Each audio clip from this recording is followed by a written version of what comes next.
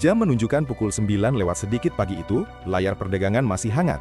Dan tiba-tiba satu angka muncul seperti tamparan pelan tapi keras terasa di pipi kita semua. Rupiah menyentuh level 4.298 terhadap ringgit Malaysia, melemah 0,53% hanya dalam hitungan jam. Dan itu bukan sekadar angka yang bergerak tipis di layar, itu adalah level terlemah intraday sepanjang masa. Di waktu yang hampir bersamaan, rupiah juga tergelincir terhadap dolar Singapura, turun 0,33% dan bertengger di kisaran 13.325 per dolar Singapura, lagi-lagi mencetak rekor terlemah intraday sepanjang masa. Dua tetangga dekat, dua mata uang regional, dan kita justru terlihat paling rapuh di antara mereka. Ini bukan cerita tentang panik sesaat, ini bukan fluktuasi harian yang bisa kita anggap angin lalu. Karena kalau kita tarik ke belakang, sepanjang tahun 2025, rupiah sudah terdepresiasi 14,05% terhadap ringgit dan melemah 10% terhadap dolar Singapura. Lalu memasuki tahun 2026, tren itu belum juga berhenti. Secara year to date, rupiah kembali melemah 4,82% terhadap ringgit dan 2,83% terhadap dolar Singapura. Polanya konsisten, arahnya jelas, dan pertanyaannya bukan lagi apakah ini kebetulan, tapi kenapa tekanan ini terus berulang. Kita sering diajarkan bahwa nilai tukar itu soal permintaan dan penawaran, teori sederhana yang terdengar bersih di buku ekonomi.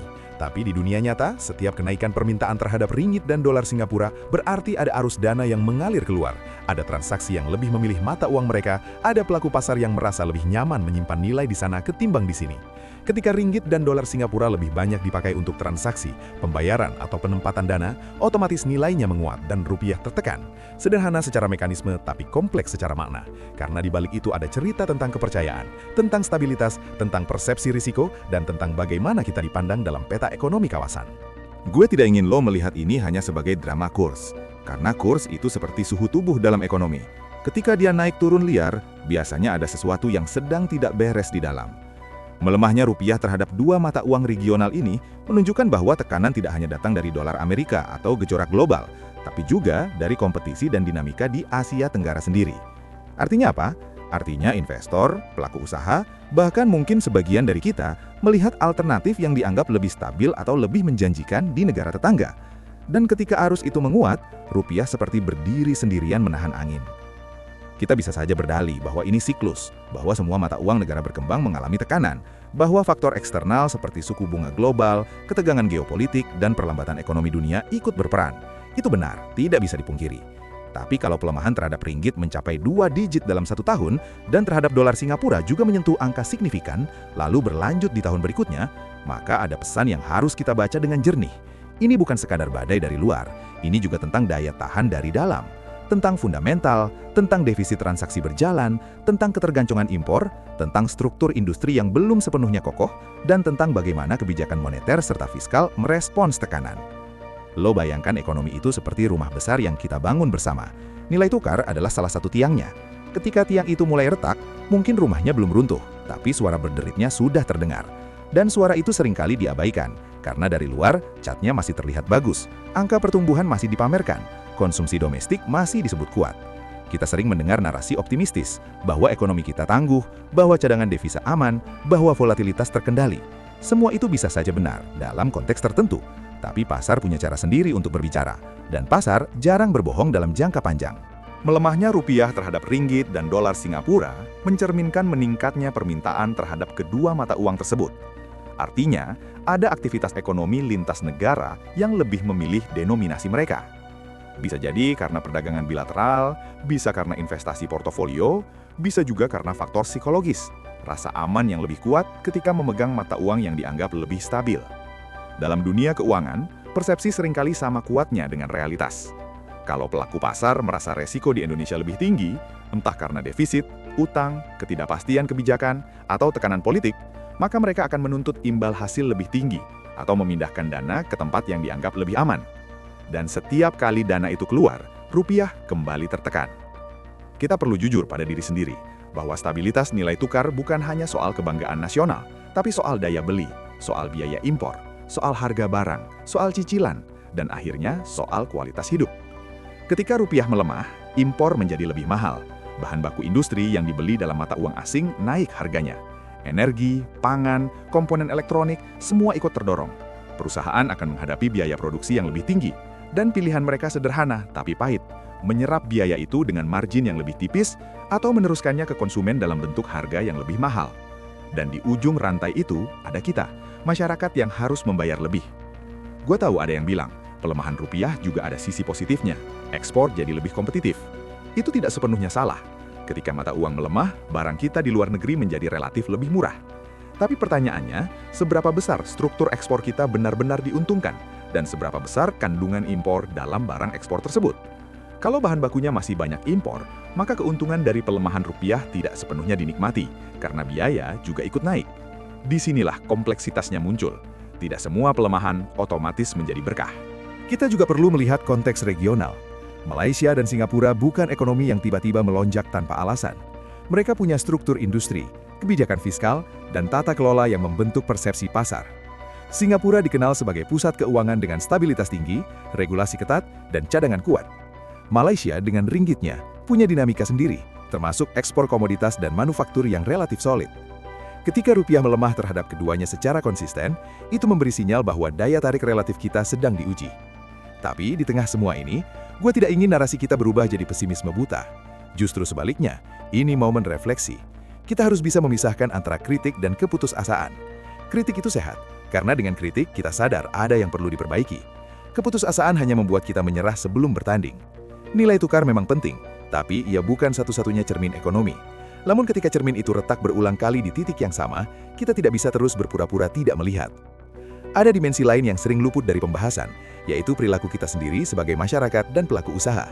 Ketika ada sentimen negatif, ketika ada kabar pelemahan, seringkali respons kita justru memperparah tekanan.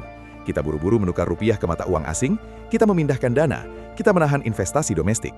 Secara individual mungkin rasional, tapi secara kolektif bisa menciptakan lingkaran yang mempercepat pelemahan. Inilah paradoks ekonomi. Apa yang logis bagi satu orang, belum tentu sehat bagi sistem secara keseluruhan. Di sisi kebijakan, bank sentral dan pemerintah tentu tidak tinggal diam. Intervensi pasar falas, penyesuaian suku bunga, pengelolaan likuiditas, hingga koordinasi fiskal adalah alat yang bisa digunakan. Tapi, setiap kebijakan punya konsekuensi. Menaikkan suku bunga bisa menarik dana masuk dan menahan pelemahan, tapi juga beresiko menekan pertumbuhan karena kredit menjadi lebih mahal. Menjaga suku bunga rendah bisa mendukung konsumsi dan investasi, tapi beresiko membuat rupiah kurang menarik. Disinilah seni kebijakan diuji, menyeimbangkan stabilitas dan pertumbuhan. Kita juga tidak bisa menutup mata terhadap faktor global. Ketika suku bunga di negara maju tinggi, arus modal cenderung kembali ke sana. Ketika ketidakpastian geopolitik meningkat, investor mencari safe haven. Tapi, yang membuat situasi ini menarik adalah fakta bahwa pelemahan signifikan terjadi terhadap mata uang regional, bukan hanya terhadap dolar Amerika. Ini menunjukkan bahwa kompetisi kepercayaan tidak hanya berskala global, tapi juga regional. Dan di level regional inilah kita harus bertanya, apa yang bisa kita perbaiki agar rupiah tidak terus menjadi pihak yang paling rentan? Lo dan gue mungkin tidak duduk di meja penambir kebijakan, tapi kita tetap bagian dari ekosistem ini. Cara kita mengelola keuangan pribadi, cara kita berinvestasi, cara kita melihat risiko, semuanya ikut membentuk lanskap yang lebih besar. Dalam kondisi seperti ini, literasi keuangan menjadi semakin penting.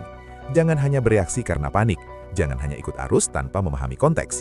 Pahami bahwa nilai tukar bergerak karena banyak faktor, dan keputusan keuangan harus didasarkan pada tujuan jangka panjang, bukan sekadar ketakutan sesaat.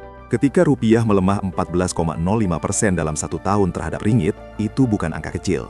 Itu berarti kalau ada kewajiban atau transaksi dalam ringgit, beban kita naik cukup signifikan. Ketika melemah 10% terhadap dolar Singapura, itu juga bukan fluktuasi ringan. Dan ketika di awal tahun berikutnya tren itu masih berlanjut, kita perlu melihatnya sebagai pola, bukan kebetulan. Pola ini memberi pesan bahwa tekanan struktural masih ada. Namun, sejarah juga mengajarkan bahwa nilai tukar bukan garis lurus turun selamanya. Ada siklus, ada fase penyesuaian, ada periode penguatan kembali ketika fundamental membaik dan kepercayaan pulih. Yang menjadi kunci adalah apakah kita menggunakan periode tekanan ini untuk berbenah atau justru sibuk saling menyalahkan tanpa solusi. Kritik tanpa solusi hanya menjadi kebisingan. Solusi tanpa kejujuran hanya menjadi kosmetik. Gue percaya bahwa kesadaran kolektif adalah langkah awal. Ketika kita memahami bahwa pelemahan rupiah bukan sekedar isu teknis, tapi berkaitan dengan struktur ekonomi, daya saing, dan kepercayaan, maka diskusinya naik level. Bukan lagi sekedar debat emosional, tapi analisis rasional. Kita bisa mendorong transparansi kebijakan, akuntabilitas anggaran, efisiensi belanja, dan reformasi struktural.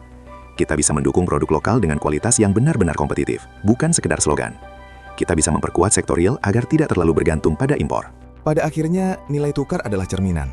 Ia memantulkan bagaimana dunia melihat kita dan bagaimana kita mengelola diri sendiri. Ketika pantulan itu kurang menyenangkan, reaksi terbaik bukan memecahkan cerminnya, tapi memperbaiki apa yang tercermin. Ini bukan pekerjaan sehari dua hari, bukan pula tugas satu institusi saja.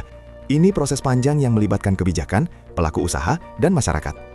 Di tengah tekanan ini, lo tidak perlu panik, tapi juga jangan abai. Jadikan ini pengingat bahwa ekonomi bukan sesuatu yang jauh dari kehidupan sehari-hari.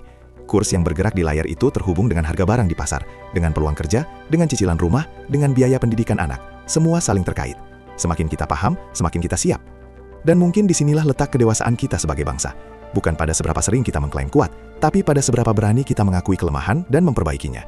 Rupiah yang melemah terhadap ringgit dan dolar Singapura memberi sinyal yang jelas. Sinyal itu tidak untuk ditakuti, tapi untuk dibaca.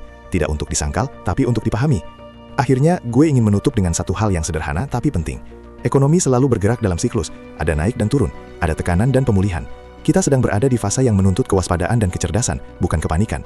Tetap rasional, tetap kritis, tetap belajar. Gunakan informasi sebagai alat, bukan sebagai sumber ketakutan. Karena ketika kita paham apa yang sedang terjadi, kita tidak mudah diguncang oleh angka yang berubah di layar. Kalau lo merasa pembahasan seperti ini penting, kalau lo ingin kita terus ngobrol jujur dan kritis soal ekonomi yang menyentuh hidup kita sehari-hari, dukung channel ini dengan like, share ke teman-teman lo, dan subscribe supaya kita bisa terus tumbuh dan belajar bareng. Kita mungkin tidak bisa mengendalikan pasar sepenuhnya, tapi kita selalu bisa mengendalikan cara kita meresponsnya. Dan dari situlah kekuatan sebenarnya dimulai.